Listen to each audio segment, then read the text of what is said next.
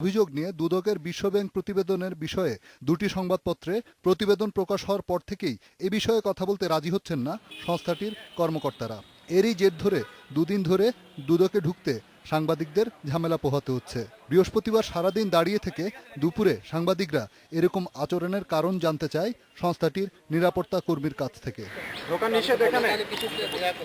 এই অবস্থায় দুদকের জনসংযোগ কর্মকর্তা দুদকের তথ্য অবমুক্ত নীতিমালা সাংবাদিকদের ধরিয়ে দিয়ে বলেন, তথ্য জানতে হলে নিয়ম অনুযায়ী আবেদন করতে হবে। তথ্য অবমুক্তকরণ নীতিমালা তৈরি করছি তথ্য অধিকার আইনের আলোকে, এবং এই আইনের আলোকে আপনারা আপনাদের চাহিদাকৃত সকল তথ্য পাবেন।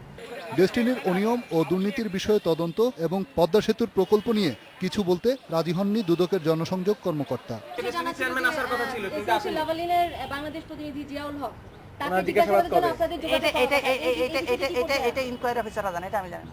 তবে তথ্য কমিশনার বলছেন, জনসংযোগ কর্মকর্তাকে তার প্রতিষ্ঠানের চলমান ঘটনা সম্পর্কে জানতে হবে এবং যতটুকু সম্ভব গণমাধ্যমকে জানাতে হবে। যে কোনো তথ্য সে পরিবেশন করবে, সম্পূরক তথ্য যেগুলো আছে তার সঙ্গে সংশ্লিষ্ট সম্পূর্ণভাবে তাকে জানতে হবে। বললে হবে না যে আমি এটা জানি না। দুদকের তথ্য অবমুক্তিকরণ নীতিমালার বিষয়ে তিনি বলেন, নীতিমালাটি প্রয়োগের আগে বিষয়টি ভালোভাবে গণমাধ্যমকে জানানো উচিত ছিল।